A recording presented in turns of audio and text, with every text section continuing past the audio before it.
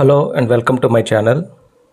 As you know, we have started arithmetic series a few days back. This is the fourth video in this series. We are going to discuss and explain a few more problems from percentage concepts. You all know we have taken all the problems which have been asked in the previous year railway examination, that is NTPC, ALP, Loco Pilot and other many more exams. Constable aspirants కూడా ఈ series డెఫినెట్గా use అవుతుంది. రానున్న వీడియోస్లో railway ఎగ్జామ్లో అడిగిన previous ప్రాబ్లమ్సే కాకుండా sub inspector కానీ లేకపోతే కానిస్టేబుల్ కానీ వాటిలో అడిగినటువంటి ఇంపార్టెంట్ సమ్స్ కూడా యాడ్ చేసి దానికి ఎక్స్ప్లెనేషన్ ఇస్తాను. So that it will be very much helpful to all the aspirants. So let us see the first problem. 20% of the toys produced in a factory were defective and 25% of the remaining were damaged. If 4,800 toys were in a good condition, then what was the original number of toys? So మనం mostly mind calculations చేయడానికి importance ఇస్తాం. ప్రశ్న చదివినప్పుడే మనకి అర్థమైపోవాలి. So I will explain in a very simple manner. 100 toys అనుకుందాం. అందులో 20% defective అంటే రిమైనింగ్ ఎన్ని ఉంటాయి? 80% ఉంటాయి. 20% డిఫెక్టివ్. ఈ రిమైనింగ్ 80%లో 25% of the remaining were damaged. ఇందులో 25% అంటే ఎంత? ఇందులో 25% అంటే 4 పార్ట్స్ కదా, అంటే అనదర్ 20%. ఇవి damaged. 20% out of 100 defective and another 20% damaged. So total 40% defective and damaged. So remaining toys ఎన్ని ఉంటాయి? రిమైనింగ్ టాయ్స్ 60% ఉంటాయి. 4,800 toys were in a good condition, then what was the original number of toys produced? So 60% 4,800 అయినప్పుడు 100% ఎంత అవుతుంది అని అడిగారు. 60% అంటే 6 parts, 100% అంటే 10 పార్ట్స్. ఈచ్ పార్ట్ ఎంత వస్తుందంటే 800 వస్తుంది each part. So 10 parts 8,000. So total toys equals to 8,000. ఇది answer. 20% of the toys produced in a factory were defective. Out of 100 toys, 20% is defective. Remaining toys 80%. Out of 80%, 25% were damaged. So 80% 25% into 20%. So total 40% is damaged. So remaining 60%. 60% equals to 4,800 toys. So 100% would become 8,000. So answer is 8,000. A grocery store purchased 600 bottles of juice packed by two different sellers. 20% of goods are taken by the first seller, 80% is taken by the second seller. The cost of the bottle is 25 rupees. So ఆయన ఏం చేశాడంటే 600 bottles purchase చేశాడు.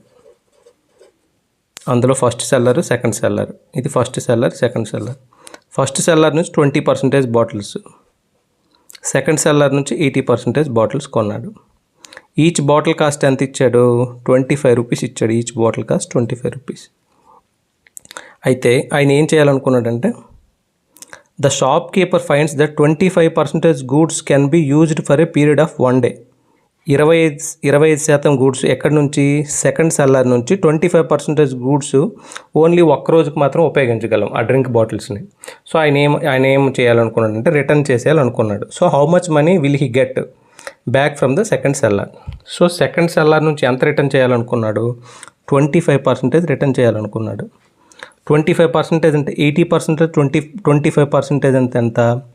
20%. 80%లో 25% అంటే 20%. 20% of what? 600. 600లో 20% ఎంతంట? 120 bottles. So 20% of 600 bottles equals to 120 bottles. ఒక bottle cost 25 rupees. So total cost వచ్చేమో 3,000. So దీని answer 3,000. % Of an silver. If in a quantity of alloy there was a 51 grams of gold, what was the quantity of the other metal in the alloy? ఒక metal ఉందండి, ఒక metal. ఇందులో 15% silver. ఈ 15% which is equals to 51 grams. 15% 51 grams అన్నప్పుడు 5% ఎంత అవుతుంది? 17 grams అవుతుంది. So remaining quantity 15% silver ఉన్నప్పుడు రిమైనింగ్ క్వాంటిటీ 85% అవుతుంది. 85ని 17 × 5 అని రాసుకోవచ్చు. 5 grams 17 grams అయినప్పుడు 5% 17 grams అయినప్పుడు 5% 17 grams అయినప్పుడు 17 parts ఎంత అవుతుంది? 17 square అంటే 289. సింపుల్. 15% సిల్వర్ అని చెప్పాడు. 15% అంటే 51 grams. సో 1% ఎంత వస్తుంది? 51/15. మనకు కావాల్సింది remaining into 85 parts. 5 3s 5 17s 3 1s 3 17s. So equal to 17 square అంటే 289. సో మనకి ఎలా ఈజీ అయితే అలా చేసుకోవాలి. Percentage fraction to percentage convert చేయడం. సో మైండ్ క్యాలిక్యులేషన్స్ అన్ని ఇలా చేసుకుంటేనే చాలా తొందరగా ఆన్సర్ని రాబట్టవచ్చు. Ravi salary was first reduced by 50%. Ravi salary 50% reduce అయింది first. Then subsequently raised by 50%. మళ్ళీ 50% పెరిగింది. How much low was his final salary compared to his initial salary? దీన్ని A + B + AB/100 అని అనుకోవచ్చు. ఫస్ట్ 50% రెడ్యూస్ అయింది, సో -50 ప్లస్ 50% పెరిగింది +50 plus -50 into +50 divided by 100 cancel అయిపోయింది. ఇది -250/2500/100. సో -25% రెడ్యూస్ అవుతుంది. సో ఆన్సర్ ఇది. ఇలా మేము చేయలేము అనుకున్నప్పుడు 100 రూపీస్ అనుకోండి ఆయన శాలరీ. ఫస్ట్ 50% తగ్గిపోయింది, సో నెక్స్ట్ శాలరీ ఆయన 50 అవుతుంది. అగైన్ 50% మళ్ళీ పెరిగింది. 50లో 50% పెరగడం అంటే ఎంత? 75. సో ఫైనల్గా శాలరీ ఎంత డిక్రీజ్ అయింది? 25 రూపీస్ డిక్రీజ్ అయింది. 100లో 25 డిక్రీజ్ అంటే 25%. Usually I'm taking small problems and medium problems. చాలామందికి స్మాల్ ప్రాబ్లమ్స్ కూడా విత్ ఇన్ టైంలో చేయలేరు కాబట్టి కొంతమంది ఈజీ ప్రాబ్లమ్స్ మేము చేయగలమన్నప్పుడు ఆ ప్రాబ్లమ్ స్కిప్ చేసి నెక్స్ట్ ప్రాబ్లంకి వెళ్ళిపోండి. A salary is 20% less than B's salary? What percentage of B's salary more than A salary? ఇలాంటి ప్రాబ్లమ్స్ వెరీ రిపీటెడ్గా అడుగుతుంటారు, మనం కొంచెం కన్ఫ్యూజ్ అవుతుంటాం. ఏ శాలరీ బీ శాలరీ ఇచ్చాడు. A salary 20% less than B salary. B salary 100 రూపాయలు అనుకుందాం. 20% less అంటే 80 రూపాయలు A salary. What percentage of B salary more than A? ఇప్పుడు బీ శాలరీ ఏ శాలరీ కంటే ఎంత ఎక్కువ? 20 రూపాయలు ఎక్కువ. ఎవరిపైన? ఏ పైన 20 రూపాయలు ఎక్కువ అంటే 20/80 విచ్ ఈజ్ ఈక్వల్స్ టు 25%. అంటే ఏ శాలరీ బీ శాలరీ కంటే 20% తక్కువ అయితే బీ శాలరీ అనేది ఏ శాలరీ కంటే 25% ఎక్కువ. The income of A is 25% less than the income of B. Whose income is 40% more than that of the C? The income of C is 20% less than the D. By what percentage is the income of A more than that of the C? ఈ ప్రాబ్లంలో నలుగురు వ్యక్తుల యొక్క ఇన్కమ్ని ratios రూపంలో ఇచ్చి ఫైనల్గా ఏ income C income కంటే ఎంత ఎక్కువ అని అడిగారు. A B C D. A income 25% less than the B income. So B income 4 అనుకుంటే ఏ ఇన్కమ్ ఆబ్వియస్గా 3 అవుతుంది, 25% less. B whose income is 40% more than that of the C. C కంటే 40% ఎక్కువ. సో సి ఇన్కమ్ 5 అనుకుందాం. 5లో 40% ఎక్కువ అంటే 7. So B income 7. The income of C is 20% less than that of the D. D కంటే C 20% తక్కువ. So D 5 అనుకుంటే C 4. ఇప్పుడు common ratio మనం తీసుకుందాం. సో ఈ రెండు రేషియోల్లో బి కామన్ కాబట్టి దీన్ని 7తో మల్టిప్లై చేసి దీన్ని 4తో మల్టిప్లై చేస్తే ఏబిసి వచ్చేస్తుంది.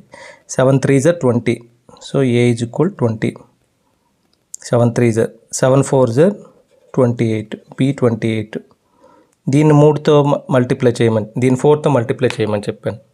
సో దీన్ని 4తో మల్టిప్లై చేసినప్పుడు సి 20 వస్తుంది. ఇప్పుడు సిడి మధ్య నిష్పత్తి ఎంత? సి 4 యూనిట్స్ అయినప్పుడు డి 5 యూనిట్స్ అవుతుంది.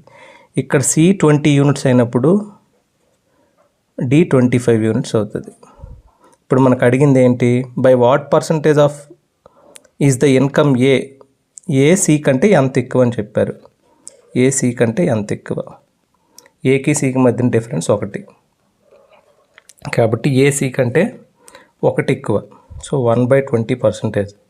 1/20 అంటే ఇది, this is equals to 5%. So answers B.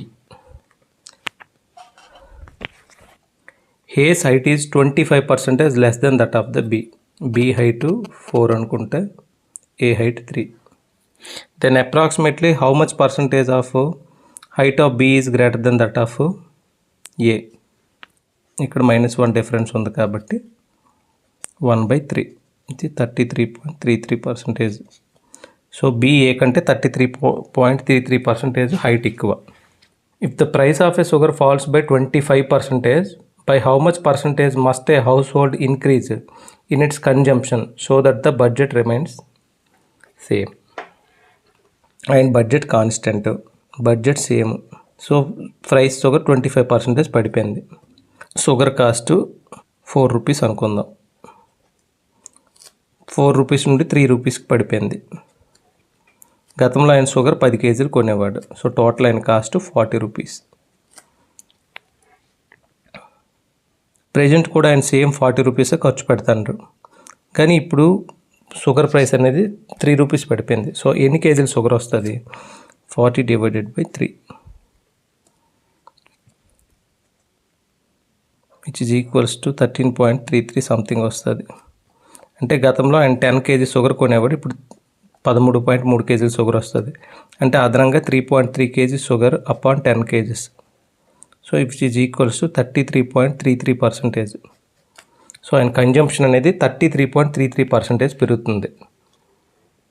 So answer 33.33%. So దీనికి మీరు సింపుల్గా ఇలాగేసుకోండి. షుగర్ కాస్ట్ 4 రూపీస్, 10 కేజీలు షుగర్ కొనేవాళ్ళు, సో 40 రూపాయలు, లేకపోతే 100 రూపాయలు ఖర్చు పెట్టేవాళ్ళు అనుకుందాం షుగర్ మీద. సో 25 కేజీలు కొనేవాళ్ళు. ఇప్పుడు షుగర్ కాస్ట్ అనేది 3 రూపీస్కి పడిపోయింది. సో సేమ్ 100 రూపీస్ ఖర్చు పెడుతున్నారు. So 100 divided by 3.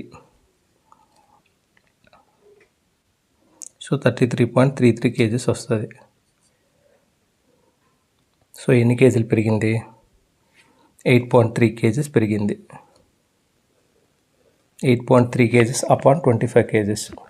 So into 100 చేస్తే 33.33% ఇంక్రీజ్ అనేది వస్తుంది ఆయన consumption increase. 2 numbers X and Y యొక్క రేషియో ఇచ్చాడు. If X is more than Z by 20%, X Y ఇది 4 ఇది 5, X is more than Z by 20%. So X Z relation ఇచ్చాడు. Z 5 అనుకుంటే ఎక్స్ 20% ఎక్కువ కాబట్టి ఎక్స్ 6 అవుతుంది. Then Y will be more than Z by how much? So కామన్గా 6 ఉంది కాబట్టి ఈ పర్సంటేజ్ 6తో మల్టిప్లై చేసి దీన్ని 4తో మల్టిప్లై చేస్తే ఇప్పుడు 24 30, 24 20. So X is to Y is to Z. X 24, X 24, Y 30, Z 20. So Y Z కంటే ఎంత ఎక్కువ అని అడిగారు. వై జెడ్ కంటే ఎంత ఎక్కువ? 10 ఎక్కువ. కాబట్టి 10/20 అంటే 50%. వై జెడ్ కంటే 50% ఎక్కువ. In measuring the sides of a rectangle, error 10% and 8% in excess are made. Find the error percentage in area. So length width, area formula length into width. So length 100కి బదులు 110 అని తీసుకున్నారు. Width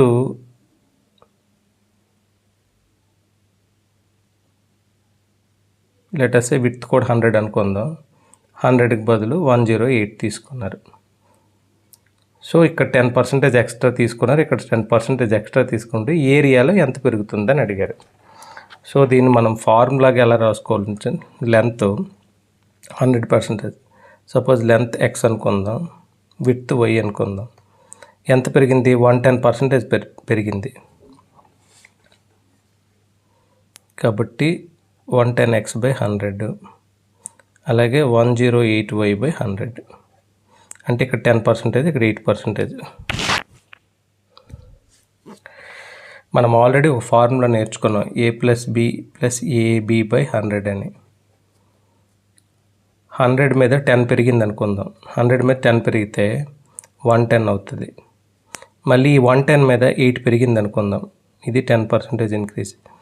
again 110 మీద 8% పెరిగింది అనుకుందాం. 110 మీద 8% అంటే 8.8. 110 + 8.8 118.8. అంటే ఫైనల్గా 100 మీద ఎంత పెరిగింది? 18.8% పెరిగింది. సో 100 మీద 110 పెరిగింది. సో 110/100. మళ్ళీ 100 మీద 8% పెరిగింది. ఇక్కడ 8% పెరిగింది. కాబట్టి 108/100. సో దీన్ని మనం ఈ ఫార్ములా రూపంలో డైరెక్ట్గా చేసుకోగలిగితే 10% + 8% + 80/100 which is equals to 18.8%. So ఇలా చేసుకోవడం ఈజీ. ఈ ఫార్ములా చాలా దగ్గరలో యూజ్ అవుతుంది. ఇది చూడండి, square. If each side of a square is increased by 50%, A square, suppose A 10 అనుకుందాం, ఒక స్క్వేర్ యొక్క సైడ్ 10 అనుకుందాం. A square is equal to 100. ఇప్పుడు స్క్వేర్ యొక్క భుజం 50% పెరిగింది అనుకుందాం. 50% 10లో 5 ఎంత అవుతుంది? 15 అవుతుంది. అలాగే ఇది 15 అవుతుంది. ఇప్పుడు A square is equal to 15 × 15, so 225.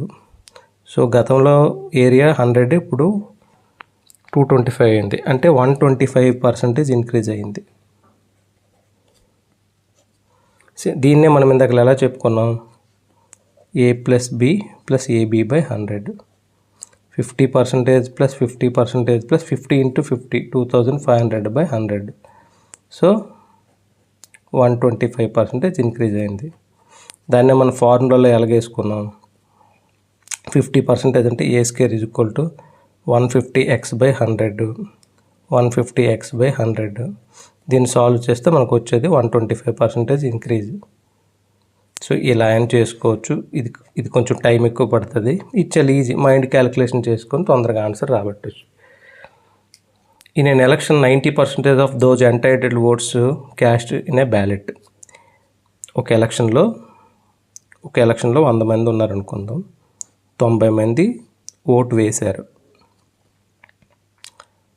80% of the votes cast was valid. ఇందులో వ్యాలిడ్ ఓట్స్ 80%. 80% అంతే 72. 20% ఇన్వాలిడ్ అంటే 18 invalid. The winner got 60% of the valid votes. విన్నర్కి ఎన్ని ఓట్స్ వచ్చాయి? 60% ఆఫ్ ద వ్యాలిడ్ ఓట్స్. అంటే దీంట్లో 60% విన్నర్కి వచ్చాయి, లోజర్కి 40% వచ్చాయి.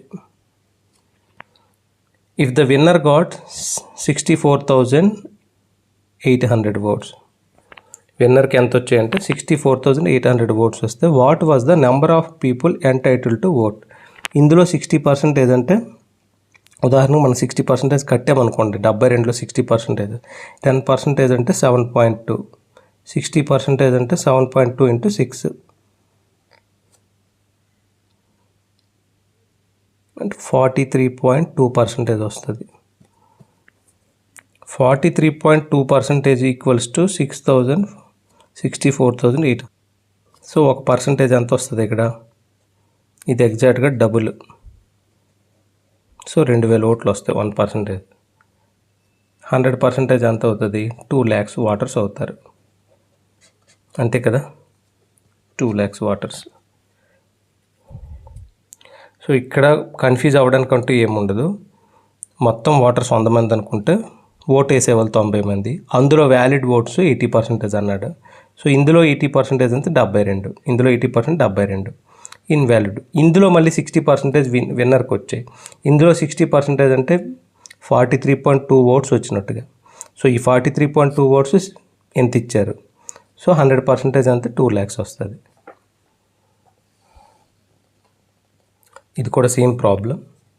In an election there were only 2 candidates, ఇద్దరు క్యాండిడేట్స్ ఉన్నారు. లెట్ us say AB అనుకుందాం. The winning candidate got 48% of the total votes. Winning candidate 48% వచ్చాయి.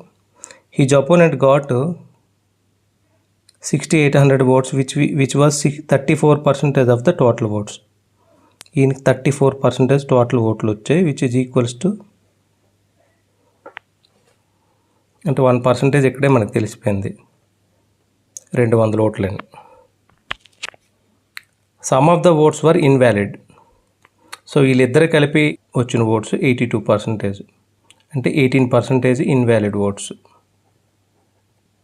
ఒక పర్సంటేజ్ 200 అన్నప్పుడు 18% అంటే 3600.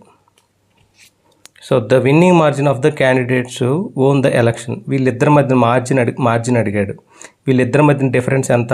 14%. 14% అంటే 2800. ఇన్వాలిడ్ ఓట్స్ 18% కాబట్టి 3600 ఓట్స్. సో మనకడ ఏమడిగాడు?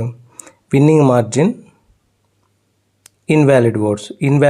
Winning margin 2800, invalid votes 3600. So answer B. Most of the models percentage నుంచి నేను కవర్ చేశాను. ఇంకా స్టిల్ నాకు ఇంకా కొత్త ప్రాబ్లమ్స్ నాకు ఎదురైనా, లేకపోతే వేరే అదర్ ఎగ్జామ్స్ నుంచి డిఫరెంట్ మోడల్స్ ఏవైనా ఇంపార్టెంట్ అనిపించినవి కూడా ఇంకొక 1 or 2 వీడియోస్ చేస్తాను. వీటితో పాటు tough problems from percentage series. ఎందుకంటే కొంతమంది బేసిక్స్ స్ట్రాంగ్గా ఉంటారు, వాళ్ళకి ఈజీ ప్రాబ్లమ్స్తో పెద్దగా పని ఉండదు, వాళ్ళకి టఫ్ ప్రాబ్లమ్స్ షార్ట్ కట్ వేలో కావాలి. సో అలాంటి వాళ్ళ కోసం CGL, బ్యాంకు, ఆ లెవెల్ ఆఫ్ డిఫికల్టీ ఉన్న ప్రాబ్లమ్స్ని ఇంకొక స్పెషల్ వీడియో నేను చేస్తాను. వీటితో పాటు అకేషనల్గా అప్పుడప్పుడు టఫ్ ప్రాబ్లమ్స్ ఎక్కడైనా నేను చూసినా, లేకపోతే ఏదైనా ప్రీవియస్ పేపర్స్ నుంచి వాటన్నిటిని గ్యాదర్ చేసి వాటికి క్లియర్ ఎక్స్ప్లెనేషన్ ఇస్తాను నేను. సో ఈ పార్ట్తో టోటల్గా పర్సంటేజ్ కాన్సెప్టు కంప్లీట్ అయిపోయింది.